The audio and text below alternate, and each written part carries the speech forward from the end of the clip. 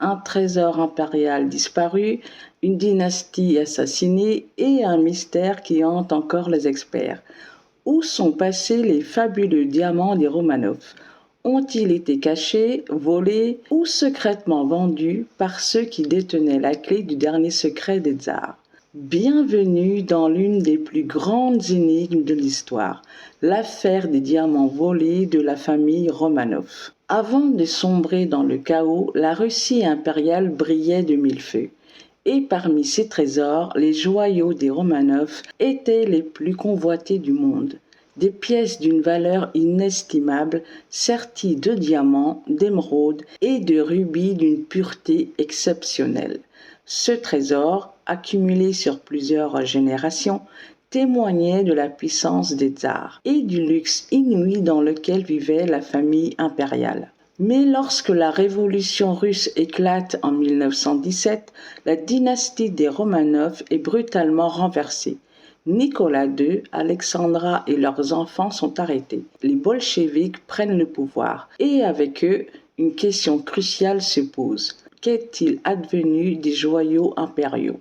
En juillet 1918, la famille Romanov est exécutée dans la cave d'une maison à Yekaterinbourg. Mais ce que les bourreaux découvrent en fouillant les corps dépasse l'entendement. Des pierres précieuses étaient cousues dans les vêtements des grandes duchesses, un ultime espoir de survie en cas d'exil. Pourtant, ces bijoux n'étaient qu'une infime partie du trésor impérial. Où étaient passés les colliers légendaires, les couronnes serties de diamants et les célèbres œufs Fabergé? C'est ici que le mystère commence. Certains affirment que les bolcheviks ont mis la main sur la totalité du trésor et l'ont secrètement revendu pour financer leur révolution. D'autres parlent de bijoux cachés dans les coffres en Europe, confiés à des banquiers suisses ou à des alliés étrangers. Mais l'hypothèse la plus fascinante reste celle d'un vol. Des archives soviétiques déclassifiées révèlent qu'une partie des joyaux aurait été dispersée bien avant l'exécution des Romanov. Certaines pièces auraient été emportées par des proches de la famille impériale en exil, mais d'autres semblent tout simplement s'être volatilisées. En 1925, l'Union soviétique organise une vente secrète en Europe, où plusieurs bijoux de la couronne russe réapparaissent.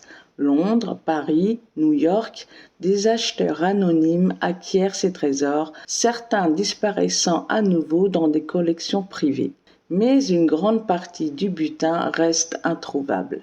Qui a réellement mis la main sur les plus belles pièces?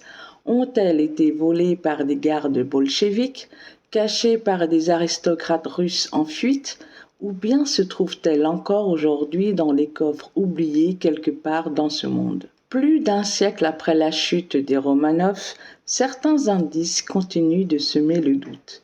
En 2012, une maison de vente aux enchères londonienne met en vente un collier de diamants ayant appartenu à l'impératrice Alexandra. D'où venait-il? Qui l'avait gardé toutes ces années? Mystère. En 2020, un œuf Fabergé ressurgit dans la collection d'un milliardaire américain après avoir disparu depuis 1917. Chaque nouvelle découverte ravive l'affaire, mais laisse toujours la même question en suspens. Où sont passés les diamants des Romanov? Sont-ils cachés ou déjà sous nos yeux, portés par des héritiers anonymes de fortunes construites sur un secret inavouable? Alors, que pensez-vous de cette énigme historique? Croyez-vous que ces trésors finiront un jour par être retrouvés? Faites-moi part de vos théories en commentaire.